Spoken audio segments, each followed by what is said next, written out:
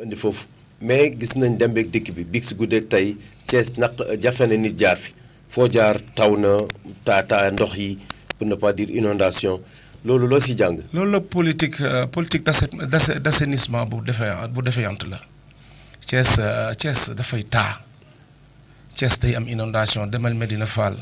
demal R100 Demba Silema. fépp Thiès day taa moo lay wan ne xam nga dañu ne politiciens yi du ñu suul ay milliards. parce que looy suul assainissement du feeñ alors que dafa am njëriñ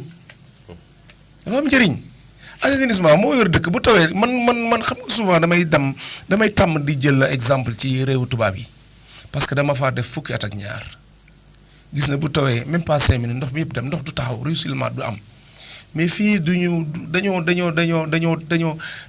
assainir ñu dëkk bi da ngay dem ba Place de France muy taa. mais ça pose un problème moo lay war ne ñi nii fullaaluñu assainissement demal Grand Standing demal cité yu bees yi demal fële Zadba li ñuy tabax ay kër yu rafet yëpp amul assainissement des bâtiments de 100 millions des bâtiments quartier résidentiel boo génnee taxi ñeme u fa dem mais attends il nous faut des réformes il faut ñu dem assemblée nationale doomu Thiès yi nga xam ne ñoom la ñu fal ñu jéem a def lépp ba nga xam ne Thiès ñu assainir ko parce que assainissement dafay ànd ak urbanisation xeet bi mënul di yokk kër yi di yokk ba pare ndox mi di des ci biir kër yi. démb Silema ba ñu nekkoon. dañ fa romb ak suñuy cortège ñu naan ñu ñëw leen dimbali ñu suñu kër yaa ngi fees dell ak i ndox ngay gis kër boo romb ñu ngi ngàcc c'est triste pour Thiès. Théodore Ndione xam naa dinañ si ñëw si yaatal parce que programme bi également am na solo mais ñi may déglu ils ont envie. xam kan mooy Théodore Ndione est-ce que Théodore Ndione bi ñu doon dégg moom la ñu invité nii Sud FM jub te jubal est-ce que Théodore Ndione auto école gi nga xam ne mooy wutal xale yi liggéey bi bi nga xam ne ancien footballeur toj stade Thiès yi moom la waloolu est-ce que Théodore Ndione bi jaar Bango jaar police dem bitim réew moom la wala du moom kan mooy Théodore Ndione. waaw Théodore Ndione doomu Thiès la man nee naa dañ ko déclaré 619 mon cher xam nga 619 mooy lan. moom laa lay laaj. 619 mooy numéro mairie centrale bi principal. Thiès waa bu ci am 1 sexe 1. bu góor la 2 mooy jigéen bi. numéro mairie bi bu ñu la déclaré mairie centrale yi ça veut dire que yaa ngi juddoo Thiès biir Thiès. alors man maa nekk doomu Thiès fooy fi jàngee fi ba lycée Malick Sy jikki-jikki bàyyi jàng pour ñëw dimbali sama yaay booy parce que bu xëyoon mi ngi daangi di wut lu mu ñuy jox ak paa bi alors ma dem armée. def fa 2 ans. ban classe que. 89 une nekk fa caporal. ok nekk Casamance nag Casamance moom dugg naa ci àll bi. guerre naa fa 10 mois excuse-moi. ba ma fa jógee ma ñibbisi def ñaari concours gendarmerie ak police jàll ñaar yëpp yàlla def police génn ma njëkk ma nekk policier def 2 ans groupement mobile d'intervention après ma def 7 ans sûreté urbaine. ko am sûreté urbaine xam ne police judiciaire la. ma nekk ak bande yi biir Dakar ci drogue bi. pendant 7 ans fu ne dugg naa fa Dakar ak banditisme bi nekk Dakar ñun ñooy jàppoon Ino et Alex la fameuse bande qui a décimé Dakar alors bi ma fa jógee yàlla mel ni tenue bi dafa xawoon commencé dis ci man j'ai voulu retrouver ma liberté d'expression d'aller et de venir xam 11 ans ku ko sol tenue xam ne du lu yomb boo bëggee retrouver sa liberté yàlla def ma ñaan visa alors ma dem Europe dem immigré bi ma demee immigré j'ai fait 12 ans en Italie ci biir loolu ma nekk di liggéey di nekk ci freelance bi ba ambassade ràññee ma bi ñuy créer décennat le démembrement extérieur de la commission nationale autonome ñu def ma ci vice-président pendant 8 ans ma saytu élection yi élaboration des cartes remise des cartes ba 2e mandat Ablaye Wade maa ko saytu président Ablaye Wade président Macky Sall élection yi maa ko saytu tout le processus électoral sama loxo la jaar dans le nord de l'Italie di dem di ñëw ba noonu nag laa jékki-jékki sama xel ne waaye jom mooy tukki waaye fu la mooy ñibbisi. ma yëkkati njaboot gi yëpp ñibbisi Thiès. ban année. 2013. ok depuis lors je pars rarement en vacances gëm ne Thiès ci ñi koy soqali ci la Théodore Ndione war a bokk. installer samay entreprise créer des emplois toog di liggéey di jaamu yàlla li ma yàlla dénk ma koy séddoog askan wi. mouvement associatif aussi am nga si jaar-jaar. évidemment man football dama yàlla dafa def football sama deret bi ma juddoo ba léegi bi may am 10 ans ba léegi maa ngi football ma ñaan suma rey football presque 15 à 20 ans dans le mouvement navétane dans les équipes pour l'histoire man maa ubbi Stade l'Amitié demi-finale junior Sonacos ak Lat Dior voilà ma def lu bëri ci mouvement nekk ci joueur gagné ci trophée nekk ci entraîneur gagné ci trophée nekk ci président gagné ci trophée ba jikki-jikki aussi ma commencé dugg dans le monde politique. Alors loolu de manière succincte loolu daal moom moo ci sama jaar-jaar. mais justement sa engagement politique c'était automatique quelqu'un koo xam ne jaar na si mouvement associatif yi day am facilité langage expression pour wax ak askan bi loolu sax nit ñi la yàgg suivre dana Théodore il est à l'aise quoi buy wax ak askan wi parce que également langage de vérité bi nit ñi daan la ko xamee doo leen nax quoi. non xam nga man sans être trop chauvin man séeréer la ba pare j'ai été formaté militairement waaw policièrement ak endurance immigration bi ba pare comme ni ma la waxee ak milieu associatif bi xam nga yooyu yëpp boo ko dajalee da ngay am facilité de contact waaw man nag loolu mooy sama problème quoi comme man mën naa jóge ville comme ni ma la ko waxee am envie jël calèche ma gaare sama oto jël calèche ñibbi sama kër. comme ni nga defee woon ci campagne locale. voilà dinañ ci ñëwaat. mais dama laa gëmal ne Théodore Ndione mooy kooku. politiquement nag li tax ma dugg ci politique xam nga. ban année en 2019. ok loolu yàggul. yàggul 2019 laa créé le mouvement Jub te Jubal et pour l'occasion aussi jaar naa dans élection législative yi passé j'ai donné un coup de main à mon ami Talla Sylla ci le mouvement Fal Askan Wi. en 2017. waaw j'ai été investi en 2017. ma liggéeyal ko liggéey bu mucc ayib. ba ma doon ñëw saa yu may ñëw rassemblement damay dajale ñaar wala ñetti kaar bu ñëwee ñu naan séeréer bi fan la jëlee ay militants fan la jëlee ñun yëpp alors que xamuñu ne c'est un travail qui a été fait en amont liggéey boo xam ne la dama ko liggéey sama koñ.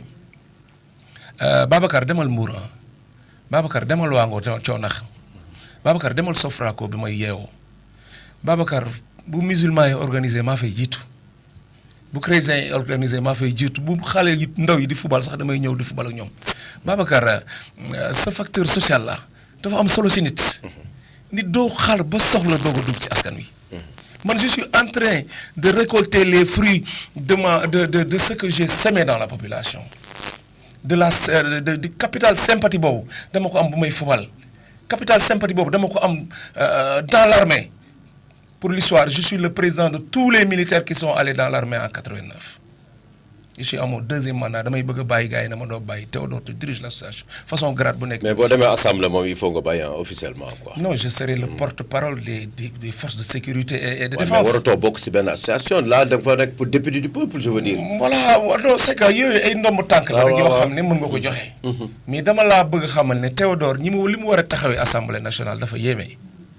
koo xam ne war na fa taxawal sportif yi Sénégal gi yëpp gaa la fay taxawal mais particulièrement les sportifs qui ont forgé mon enfance ba ma toll nii maa ngi football les forces de défense et de sécurité les policiers les gendarmes les eaux et forêts les douaniers. les paramilitaires militaires et paramilitaires.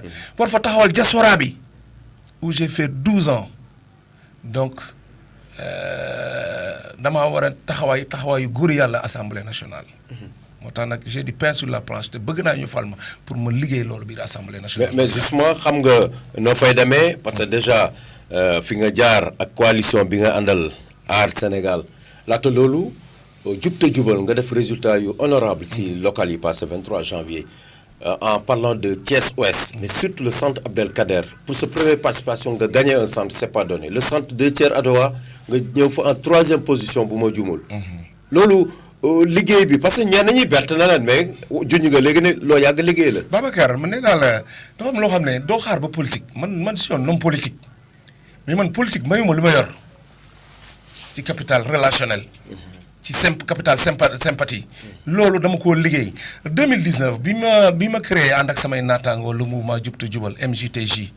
xam nga ban acte la ñu njëkk a posé dañoo def banderole 3 mètres dem def ko ci buntu mairie Talla Sylla.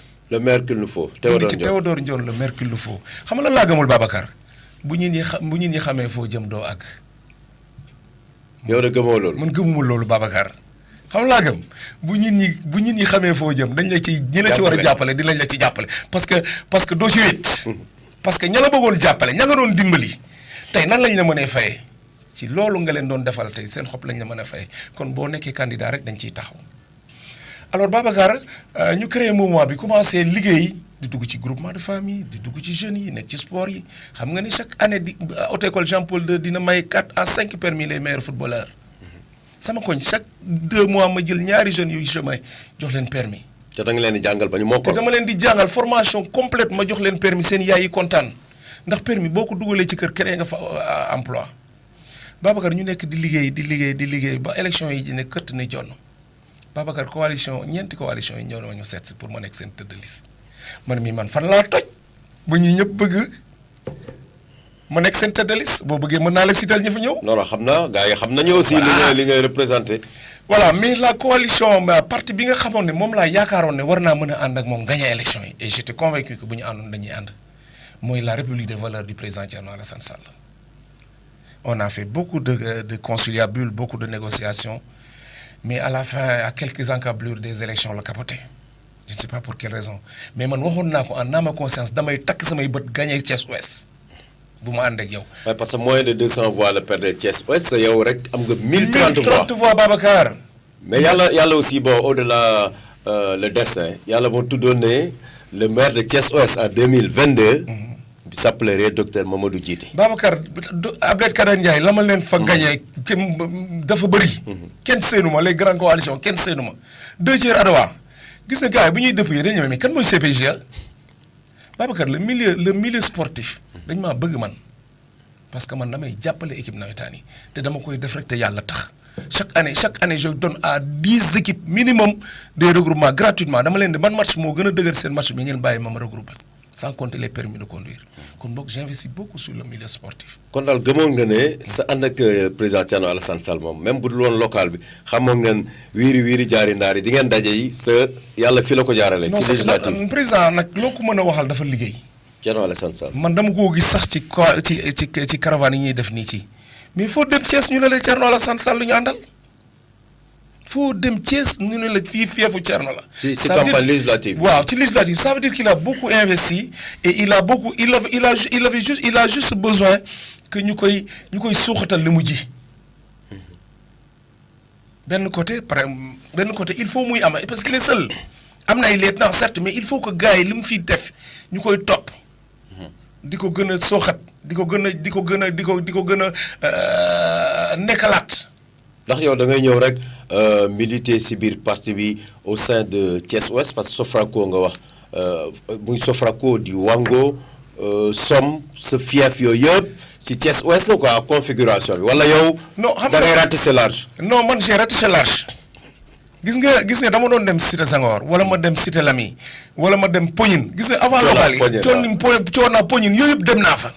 les gens me disaient kii xanaa xamul configuration fu xamul ne Thiès Ouest lem loolu c'est parce que dama bëggoon capitaliser électorat boo xam ne tey ça va rendre te man dama am capital de sympathie dans le monde séeréer noonu parce que ñu bëri bi may fubal dañ maa xam te sama papa nag c'est le premier conseil municipal séeréer noonu ici à Thiès am na lu mu def Thiès c'était un homme très social ci ay tànkam laa topp te nag séeréer dafa gëm mbokkam ndax dans l'histoire on a eu que 2 députés séeréer noonu docteur Jean-Baptiste ak honorable Hélène Tine. et maa ngi ñaan yàlla nekk le 3e député séeréer noonu bi nga xam ne day taxawal ñëpp amul xeet parce que nee naa la ko man je ne suis pas chauvin. waaw mais am na aussi sa beneen grand aussi buy ñaan nekk loolu de le ministre d'État Augustin Tine moom it tête de liste la Benno. mais day xaar déjà maire ministre d'État yow gëm nga ne moom dafa war a xaar nga dem. non day xaar man rakam laa te il est fatigué boobu moom moo ko wax sax moo ko wax.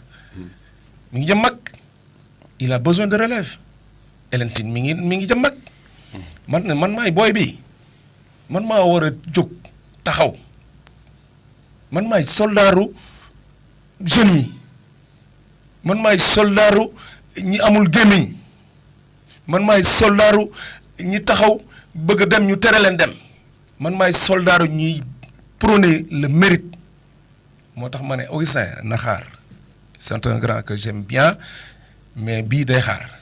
mais justement bërki dem ñu ngi lay gis ne nga def benn entrée à Fandène ñu bare ñu ngi doon xaar naan peut-être reste département bi ngeen di dem mais Fandène moom chasse gardée Augustin Tine la mais yow voilà bi dugg nga fa teg discours bi ne leen aussi paa bi dafa war a xaar jox rakkam mu dem. séeréer nee na xay ka sec. xay ka sec moo dee xaar gis nga foofu dama fay dem tour de famille pour vous dire dama faa am des parents de sang. mais ma fa demee ñëpp a génn.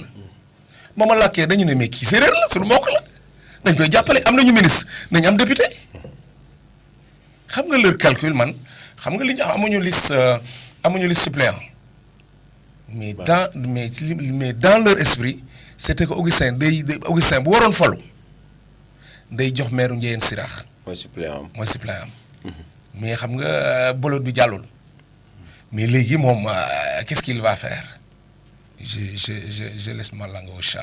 mbokk yi ñu am mbégte di dalal honorable Théodore Ndione bokk si coalition Aar Sénégal si département bu Thiès nag si les 4 titulaires la bokk avec le juge Ibrahima Amidou Dème madame Koula Diagne de Pout moom Théodore Ndione en 3e position et Ndeye Yacine Niang bu Cité Senghor ñoom ñooy les 4 titulaires honorable vraiment le débat est campé. mais tey boo ñu mën a présenter rapidement seen coalition Aar Sénégal parce que ñu bëri bett na leen le fait que ngeen togg ko mu gaaw dajale parrainage amul benn problème coow jubul bal tàkkul ñu ñëw aussi gis ay nit de valeur nan la coalition bi juddoo. non xam nga ñu niroo ñoo mën a ànd. dégg naa dëgg waaye. ñi bokk ay gis-gis ñoo mën a ànd ñi bokk ay principe ñoo mën a ànd moo tax mu gaaw am na ñeneen ñu ci bëggoon dugg je vais pas citer des noms. mais bi ñu leen xamalee commencé yaakaar nañ ils sont takk nañu ay contre-valeur dañu tëjal la ñeen bunt bi donc la coalition Aar Sénégal pour vous le présenter tête de liste bi nationale bi Thierno Alassane Sall ñëpp xam ne ni coalition bi ñetti nit ñoo ci mos a dem élection muy juge Ibrahima Dème ak non ñaar sax au contraire ñaar juge Ibrahima Dème moo ci dem élection ak. mais Thierno demoon na élection ak Thierno waaw mais nag comme que dafa am ay lu ñu leen xamee Thierno Alassane Sall mooy taxaw président Macky Sall bëgg jaay pétrole bi moo ne ko je ne vais pas signer les documents yi nga Thierno Alassane Sall moo nekk président ARTP fekk le salaire des hauts fonctionnaires à 15 millions. mu ne du ko laal parce que une gouvernance vertueuse et sobre bi président Macky Sall doon incarné mu ne ko loolu duma ko laal.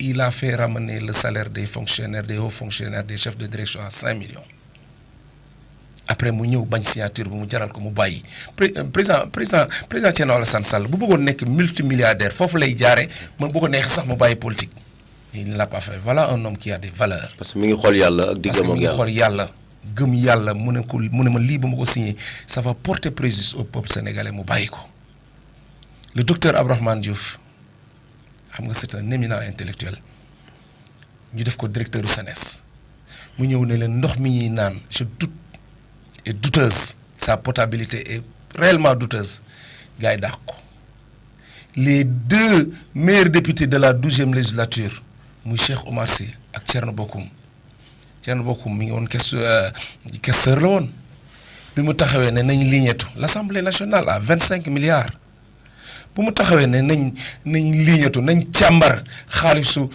Assemblée nationale fu muy dugg dañ ko ne yow da ngaa sori bët alors on l'a écarté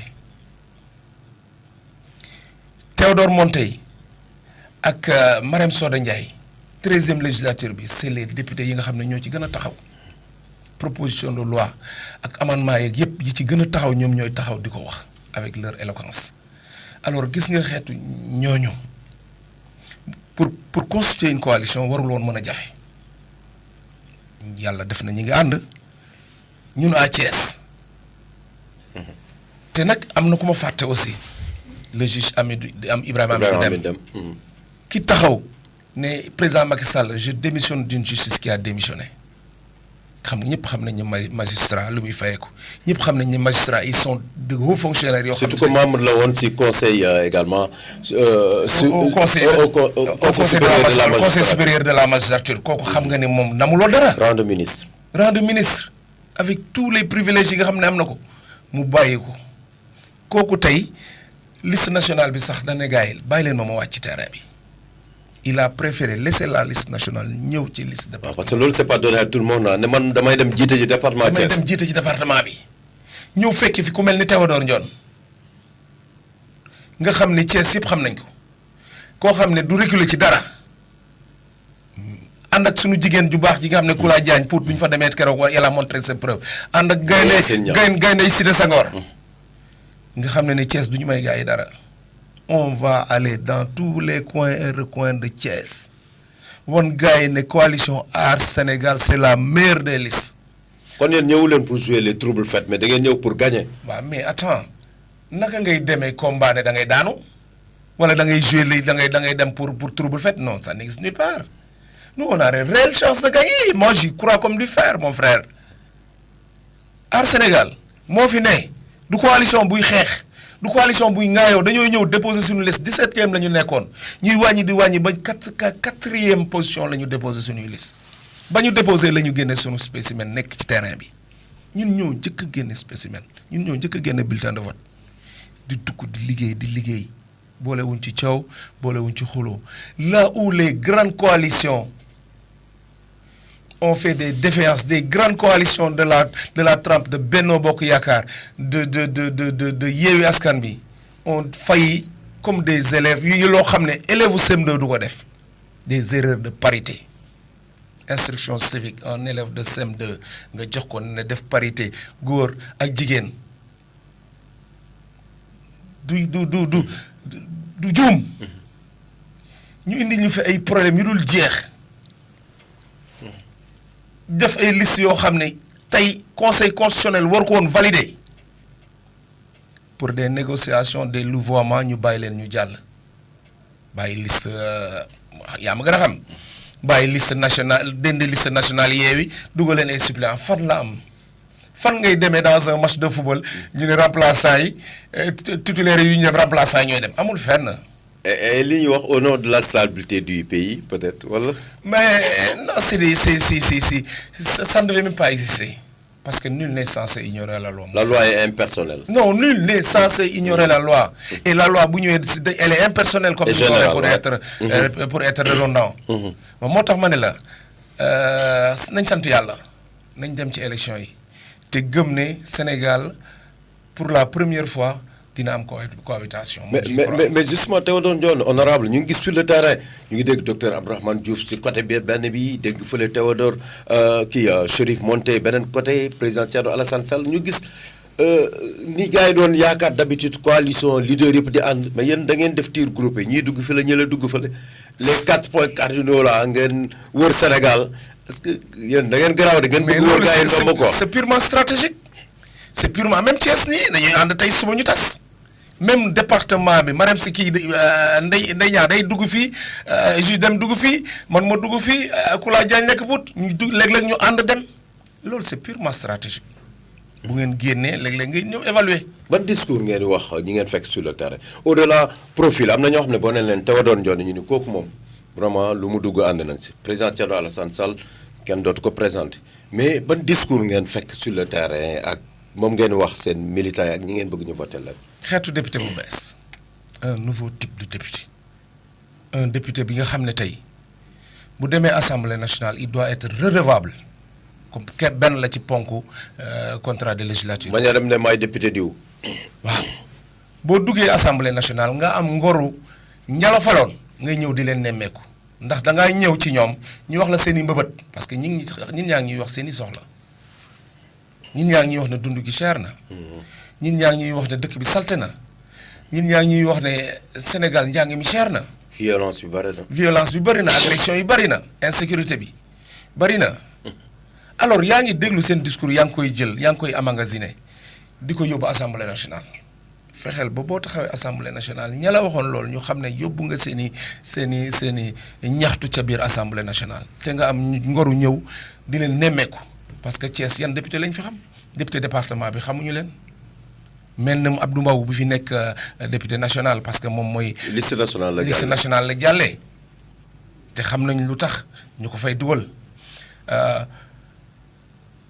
boo duggee ci population bi da ngay xam ne assemblée nationale am na solo te nag comme ni ma la ko waxee nouveau type de député 13e législature bi la ñu gis loo xam ne kenn mosu koo gis mais fii la ñu gisee ay députés yuy trafiqué ay faux billets ñu tëj leen 6 mois ñu ne dañoo feebar ñu tijji leen ñu ngi seen kër yi di lëmbe di noppalu fii la ñu gisee ay députés yi nga xam ne dañuy trafiqué faux billets fii la ñu gis députés yoo xam ne dañuy trafiqué ay passeport mais c'est incroyable dans un pays démocratique fii la ñu gisee géwélu président mu am plus de 200 millions chez lui et kenn autosaisirul le procureur autosaisirul mais on est dans quel pays mon frère Sénégal kañ la ñuy dem. mais justement yéen a ngi aspiré dem assemblée di voter rupture mais assemblée aussi bu ñuy voter ay lois yoo xam ne. le pouvoir judiciaire bi ko war a appliquer.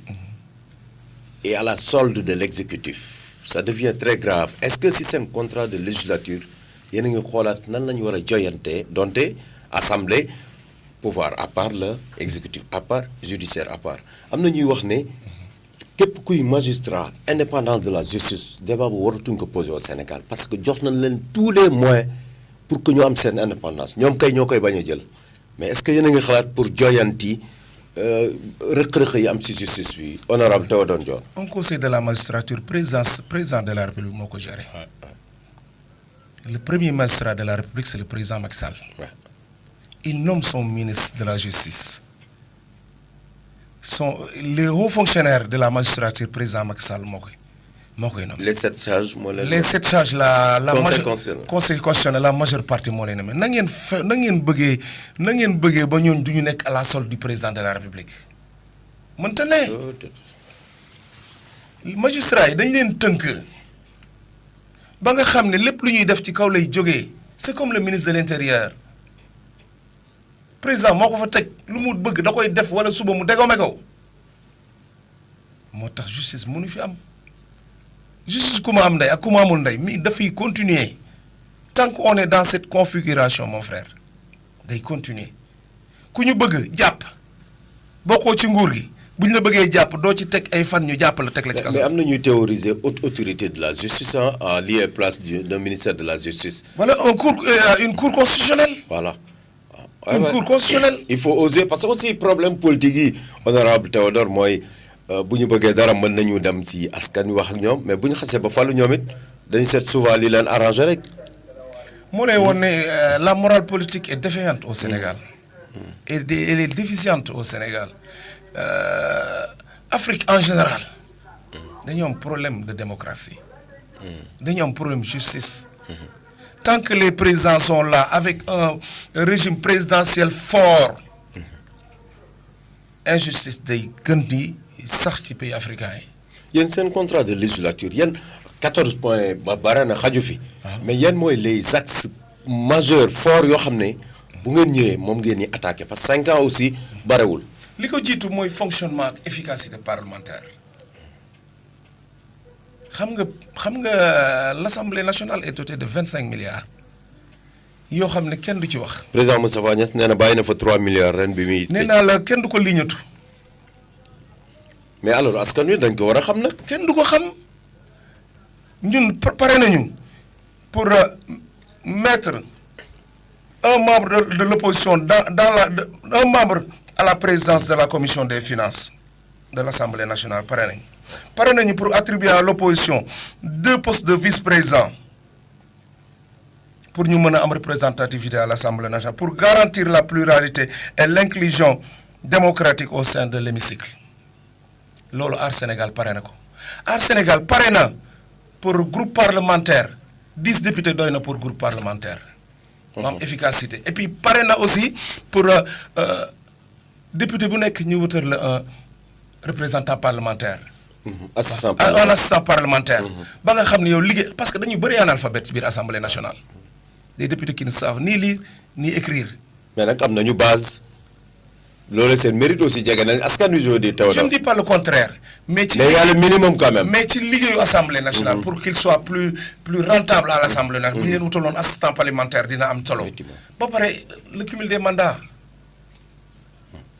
nekk maire député ministre. dégg naa Abdourahmane Diouf di wax ne am na benn Rufisquois boo xam ne il est maire il est ministre léegi il est députable fan la am il faut pas être gourmand bàyyi ñeneen ñi ñu falu redevabilité parlementaire bi maa ngi la ko wax sànq. man loo ma fal ma dem toog et puis c'est le discours que les gens tiennent bu ñu leen falee rek dootuñu leen gisati. il faut que les gens rentrent à la base ña la faloon amal ngoru dellu ci ñoom di leen nemmeeku de temps en temps comprends nga patriotisme économique Sénégal day walyaan lépp lu ñuy dundee ci àll ba lañ koy jëlee il est temps que ñuy promouvoir sunu PME ak PME yi. bay sa weewu tànk. bay sa weewu tànk ñu suqali mbay mi Sénégal ay àll bi tool kese la il faut qu'ils mettent les agriculteurs di wut ay produits yi nga xam ne di wut le matériel nécessaire pour mettre les agriculteurs tey bu ñuy suul soble bi dugal ci vallée bi dugal fii ñi ngi dugg fii pour gi barki démb mais regarde comment l'oignon et la pomme de terre pourrie. waaw mais loolu daaw la woon ah. honorable ren gars yokk nañ fi aussi sénégalais aussi il faut ñuy wax ak ñoom. nos parents commerçants la ren Dakar mais su ma benn sœur nee na jënd nañu kilo pomme de terre 1200 francs honorable Thiès gi 700 800 ah soble bi 400 500 parce que fête yi jege na. waaw mais yooyu aussi loolu opportunisme la rek. waaw mais nañu bàyyi yooyu. mais nag li ma lay wax. ana yërmande bi aussi opportunisme la rek. waaw loolu baaxul. baaxul kay mi ngi mel ni bu dara fête amee ñu yokk paas yi c'est la même chose. man gis naa ku yor jóge jëlee ay millions Dakar pour ñëw jënd si ko fii si veyu tabaski mais mujj la am sobleeg pomme de terre. gis nga le système éducatif il faut ñu dellu si nos valeurs sunu héros yi. ñu leen di jël au détriment des héros yi nga xam ne dëkkuñu fi ñuy promouvoir ñi nga xam ne tey bu ñu amee indépendance ñoom ñoo fi nekkoon dellu ci langue nationale yi promouvoir langue nationale yi ci biir école yi mathématique bu ñu ko doon jàng ci joola ak ci wolof du muy duggee day gaaw il faut aar Sénégal taxaw na pour indi benn système éducatif boo xam ne tey dina nekk en phase avec les réalités socio-culturelles yi nga xam ne moom moo nekk ci dëkk bi. mais dégg gu ma leen si suñu ressources yi yooyu déjà tuddoon nga sànq le ministre Alassane Sall taxawaayam si pétrole beeg contrat yi nga ko bëggoon signaloo. kon yaakaar naa ne war ngeen am taxawaay également pour gérer li nga xam ne mooy les ressources naturelles comme richesse yi nga xam ne yàlla da ko jagleel suñu réew mais malheureusement ak contrat yi ñu signé. xaalis bi def ñuy romb yu si bari bitim réew la jëm honorable Théodore. mais c'est parce que le gouvernement qui est là à la sorte des Européens à la sorte des étrangers ñaata contrat xam nga pétrole génnagul mais ñaata contrat pétrolier la ñu signé au détriment des Sénégalais président Thierno Alassane Sall moom bind na livre wax na ci lu bari loo xam ne tey boo ko liiroon di nga xam ne Sénégal daanaka jaay nañu suñu pétrole bi jaay nañu suñu zircon bi or bi fi nekkoon fan lay jaar fan ngay gisee or bi oru Sabadola bi fan la jaar alors c'est les générations qui vont en pâtir. boo fa demee dëkk yooyu ñu ngi si ay difficultés. ñu ngi si ay difficultés Kédougou mënul am électrification comment kon boog war nañu taxaw xoolaat suñu bopp. mais honorable le mal est trop profond système bi du ma ne bon lu nit jéemul peut-être du si mën am résultat mais pour redresser le Sénégal du yomb. nañ sëri ci lu ñu def nañu xalaat suñuy génération gis na tubaab yi lu tax ñu raw dañuy xalaat seen génération future tey boo gisee tey des générations et des générations tey en Europe amuñu yenn problème yi parce que ñi ngi doon xalaat en amont université yi waxal tali yu mag yi par exemple tey xalaat nañu ne démographie bi day yokk du def ñu ay tali ndaw dañoo def ay tali yu mag école yi université yi ñi ngi xalaat ne des générations vont démographiquement la population va de manière exponentielle ici au Sénégal kon il faut qu'on passe aux générations dans les investissements mi ngi mel ni quoi xam nga sànq yaa ngi wax Kédougou la responsabilité sociétale d'entreprise tey mënoo nekk ci dëkk zircon génn waa dëkk ba duñ ci profité ci électrification ci assainissement ci emploi éducation ci éducation demal jogo c'est la même chose demal fii usine bi jaay ciment fii c'est la même chose il faut qu'ils imposent aux entreprises que ñuy investir ci dëkk yi nga xam ne moom la ñu gën a jege Sénégal bu ñu bëggee dem il faut qu'on passe aux générations qui vont venir sinon. mais justement loolu aussi fan lañ jëm. il faut comme ni ngeen koy prôner une assemblée de rupture ñu am des parlementaires qu'il faut ay lois yu dëgër mais surtout que ces lois s'appliquent à tout le monde honorable Théodore Ndione. Mais bien sûr. Nul n'est censé ignorer la loi mais la loi aussi doit s'appliquer à tout le monde mais kumba am ndey kumba amul ndey. sànq da nga wax lu ma xaw a tiital boo ne justice bi ni nga ko defee noonu lay continuer Théodore mais bu ngeen ñëwee warul continuer noonu. mais dafa war a dañ. dafa war a dañ dafa war a dañ ni ñu président de la république dafa war a dem ak Sall dafa war a dem bàyyi ñeneen ñëw pour entrer dans le 3e mandat xam nga mënoo ne sama mandat bu jeexee 2024 pare na tey ngay taxaw di ne je dis oui ou non.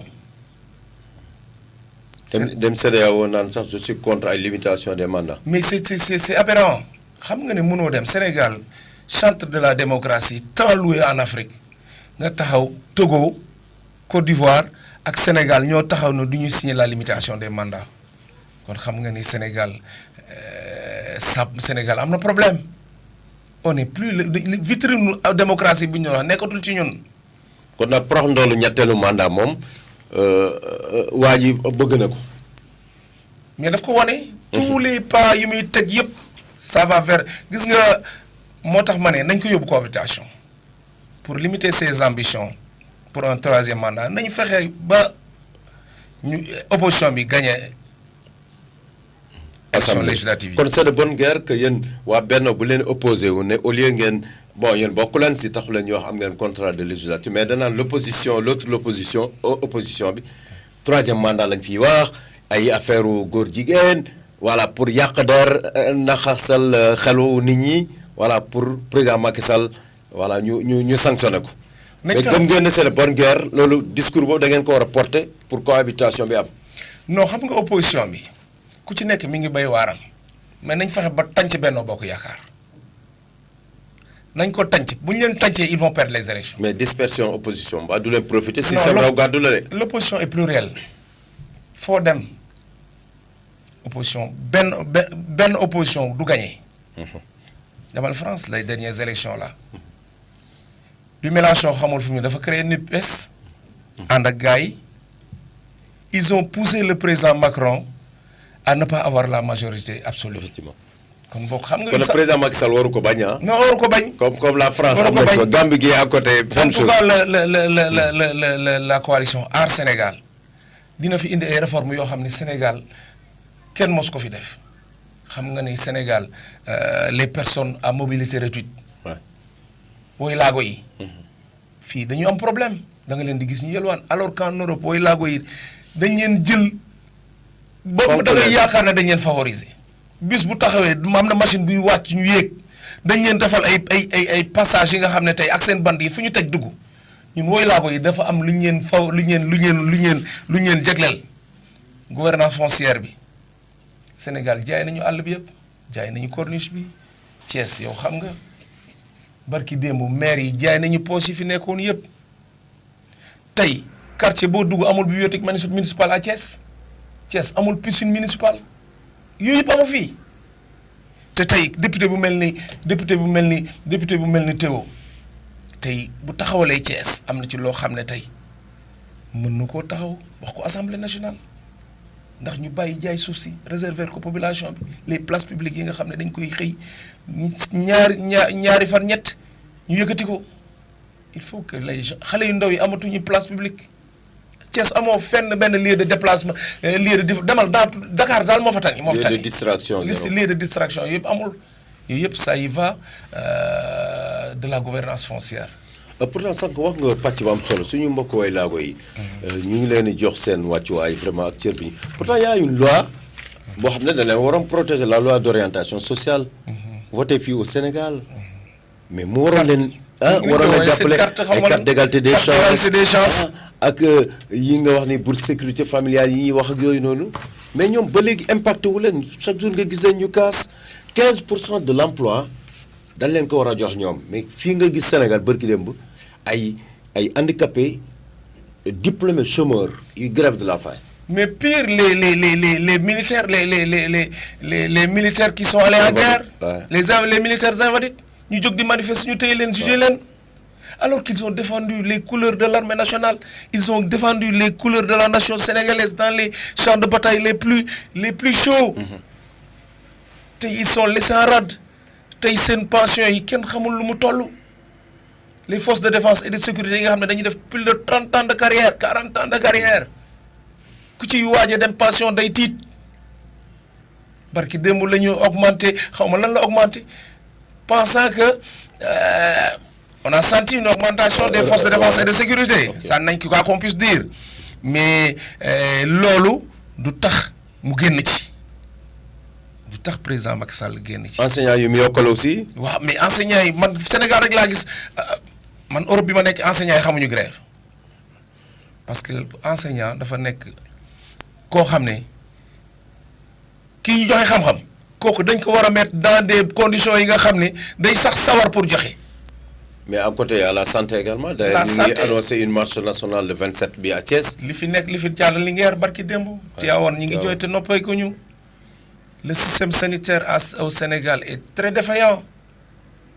on nous montre des hôpitaux yi nga xam ne tey amul médecin amul gynécologue amul ay cardiologue. Et puis on continue d'annoncer, disons, la construction de nouvelles structures sanitaires. Non, la politique démagogique doit être bannie, mon frère. Ici, il faut qu'il arrête. Et yaakaar nga ne toujours dañuy continuer rek peuple bi yaakaar xam nga souvent ñu bare dañ ne peuple bi nag est très en avance sur les politiques dañ yaakaar ne ñu ngi leen di nax nii mais balaa nga xam Sénégalais ñoo mën bés rek. jour élection ñu sangu ba set xëy dem def la ñuy def. toog seen kër 18h nga naan mais war nañ ma trahir nañ ma fekk xam nañ fi ñu jëm. mais xam nga élection locale yi passé déjà ubbi na bunt bi. ils sont en train de sortir beaucoup d'argent. C'est dommage que xaalisu nguur gi xaalisu Sénégal yi la ñuy delloo Sénégal yi yaakaar nañ ne achat de conscience moom mooy régler le problème mais duñ ci génn. gis nga ces élections locales yi passé élections yi di ñëw xam nga taux d'abstention yi dafa tàmm di bëri ci législative mais je pense que cette fois-ci ce sera le contraire. nit ñi daañu gën a voter. non nit ñi dañoo yeewu ba nga xam ne gëm nañ ne carte mooy changer dëkk bi te ils auront une surprise la surprise de leur vie dinañ ko am ci législative yi. maanaam enjeu yi daal nit ñi. enjeu bi nit ñi dañ koo xam parce que booy tourner sax nga koy xam nit ñi nekk ci terrain bi la coalition Aar Sénégal bi nekk ci terrain bi. di liggéey guddeeg bëccëg pour jaay suñu contrat de législature bi ndax poñ yi ci nekk 14 poñ yi ci nekk dafa poñ yoo xam ne tey bu ñu ko yóbbee assemblée nationale bu soobee yàlla dina am rupture liñ ciy xalaat yëpp dinañ ko ci def te sénégalais yi buñ ñu votelee xam ne votel nañu ay nit ñoo xam ne des hommes de valeur yoo xam ne président Thierno Alassane Sall nekk ci kaw dinañu xam ne assemblée nationale dina soppi xar kanam moo tax ma ne sénégalais yi. Le 31 juillet nañ dem voter ji. mais justement comment expliquer alors violence bi am bi ñu nemmeeku ci campagne bi souvent dañuy wax ku tiit mooy jël la violence c'est l'arme des faibles est-ce que violence war na mën a am ci campagne pour. législative ñan ñoo fiy def violence su dul ñaari parti yi nga xam ne waruñu woon bokk yow da ngaa dégg 8 listes yi bu weesoo ñaari yoon ñan ñoo fiy sànnante xeer ñan ñoo fiy tojante ay vitrine oto amul. Il y a que ces deux coalitions qui ne devaient même pas faire partie des élections ñoo fiy nekk di tojante bopp Aar Sénégal dañu amuñu problème ndax Aar Sénégal dafa dem ba biir Fandène fii fa Augustin Tine di fa meeting fii fa Augustin Tine dafa def caravane dañuy fi ñu dugg ñu tàcc ñu ça veut dire que la coalition c'est Aar Sénégal c'est une coalition sérieuse. mais seen leader national gars yi souvent opposition bi di ko sànni xeer ne waroon na mën a ñëw ànd ak beneen grande coalition bi Yewwi Wallu pour que. voilà ngeen gaaw fi jëlee le Benno. non dañ ko fiy jëlee dañuy ànd jëlee ko fii. mais dans la pluralité quoi par principe moo tax àndul ak ñoom. pour ne pas rentrer dans les détails parce que expliqué na ko plusieurs fois. mais moom dafa nekk un homme de principe. parce que nee na on peut pas faire du vieux avec on peut pas faire du neuf avec du vieux. Pape xam nga li may wax. nee na président Thierno Alassane Sall nee na il fera jamais du neuf avec du vieux. dafa am loo xam ne gis nga pëccoxoo bi ci biir. il faut du 109 quoi. il faut du 109 te Sénégal idéologie dafay jeex les gens ne croient plus à l'idéologie politique xam nga ñun bi ñu nekkee booy ay parti yu mel ne LD ay PIT marxiste yi trotskiste yi nekk fii marxiste yi nekk fii ñun dañ doon dem ci di jàng dañuy dugg ci da ngay romb benn siège nga ñu jàngal le marxiste léniniste jàngal la les valeurs des partis jàngal école du parti ne fi mais léegi xam nga léegi l'argent a fait que les idéaux politiques sont placés au calendrier grec. Honorable Théodore Ndione xam naa li ñuy dese bareetul balaa nga naan naam nag ne fa situation carte d'électeur yi mel na commission yi ba léegi xaw na fa carte yi ñu ngi fay bare donte sax bon les nouvelles cartes yi génn bariwul trop moins de 4000 cartes dans la ville de Thiès mais 3 commissions yi boo xool par contre gud lay nit ñi jël est-ce que yéen a ngi organiser également pour que seen militants yi ak seen membres yi dem jëli seen carte. effectivement loolu électeur bi nga xam ne moo demoon inscrit ñun ñi ñu yóbboon ñi ngi ñaax suñu militants yi République des valeurs on a des comités électoraux partout les inscriptions étaient organisées ña fa nekkoon yëpp ñi ngi ñaax ñi di jëli seeni carte kon je pense que le moment venu ñi war a jël seen carte yëpp dinañ jël seen carte ba nga xam ne la coalition Aar Sénégal va triompher incha allah. Théodore Ndione mbokk yi moom mooy suñu invité seen émission Place France en route pour les législatives du 31 juillet 2022 Babacar Ndaw à la présentation Balla Sarr si xarala yi xam naa une question avant ñu bàyyi la juste nga jot aussi benn kàddu suñu mbokk séeréer kul noonu parce que daf si am solo beneen bi. gis nañu ne département bi 15 communes la. opposition bi ñuy dajalee seen voix yi vraiment comparé ak Benno dañ koy jiite de très loin mais am na ñuy ragal ne am na ay ndëgg sërëx yu peut-être pouvoir bi fas yéene pour ne pas dire sàcc élection est-ce que tey ji am ngeen garantie yëpp muy seen côté wala beneen opposition bi pour que ngeen sécuriser seen vote le 31 juillet. waaw ñun partout on est représenté. même boo manqué quelques bureaux de vote mandataire ba fay nekk dina jël sa relève quoi. dina jël sa relève partout xamal ne Aar Sénégal partout ci 15 communes yi am na fa taxawaay boo xam ne tey bu ñu defee bu élection yi passé bu élection yi jeexee dinañu jël sunuy PV commission centrale bi nga xam ne moom mooy compter vote yi dinañ fa teew. ok mais li ci gën a am solo daal xam nga Sénégal kenn mënatu fi sàcc. élection loolu la nit ñi wax. kenn mënatu fi sàcc élection village yi dinañ fa taxaw dinañ def lépp d'ailleurs loolu déjà je pense que réglé nañ ko moo tax ma ne. 790 bureaux de vote dans le département c'est gérable. c'est gérable parce que on a des antennes partout. ok am nañu ay représentants dans le département ñiy liggéey bu mucc ayib. duma lim mais foo mën a yaakaar daal Aar Sénégal parce que Aar Sénégal nag ay parti ñoo ko constitué. parti yi ko constitué comme ku mel ne République des valeurs daanaka mi ngi woon fépp. ci communes yi daanaka day nekk reconduction mandataires yi ak représentant bureau de vote yi. moo tax daal am nañ ci yaakaar daal am nañ ci njort bu rafet que ci ngoon si daal suñuy PV yëpp dinañ ko centraliser ba jël ndam li. en séeréer pourquoi. Théodore Ndione nga jàpp ne Thiès dañu war a voter la liste Aar Sénégal. mbokk ci mi kañutu comme kungu wasi Théodore Ndione da ndëkk wango yir hay ngi radio ni was Sud FM te wade que présente coalition ni was Aar Sénégal da ba fu noon bi biri organisé wa biri mbokk nga ba man ci président Thierno Alassane Sall yiri en tête de liste yi yaa man ne Abdourahmane Diouf yaa man ne Thierno Bokoum Cheikh Oumar Sy yaa man Marème Soda Ndiaye biri en nga ni Jija was Ibrahima Amidou Demda voilà ne Théodore Montey biri en nga biri tum won président Thierno Alassane Sall biri tum coalition comme kungu nag mbokk République des valeurs da président Thierno Alassane Sall na baama biri investir ndi nga département ni maanaam mo u an kulku noon moskalak député banak en docteur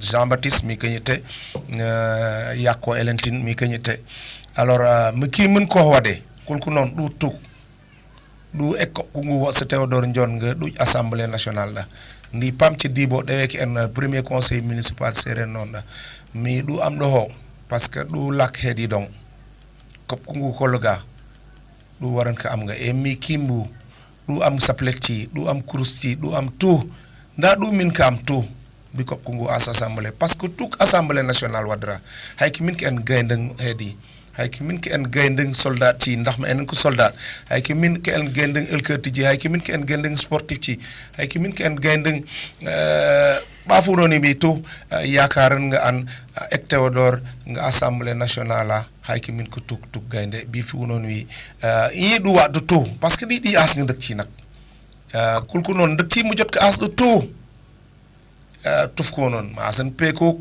bu peko tukutu bu rafet ma san ngume ma san teg na sax ma san pane ndi yako enda yako gis mi kanyete bu baax mais ma uno ana tigo ci kol gën e marni wi marni sek yistigo ci ciot parce que son le gën relève jodon nak quand même troisième député non min klak assemblée nationale e kirte mi u ciorkat e mi yakatu nga noso 31 juillet 2022 ra du kat du wote bi ndi mu ciot do tu mi min ko ciot sis nga mo u ciorkat mi gërembu e mi yakatu Babacar ciorkat Théodore waaw comment lui bonne chance en séeréer ciorkan ciorkat aussi c'est bonne chance ciorkat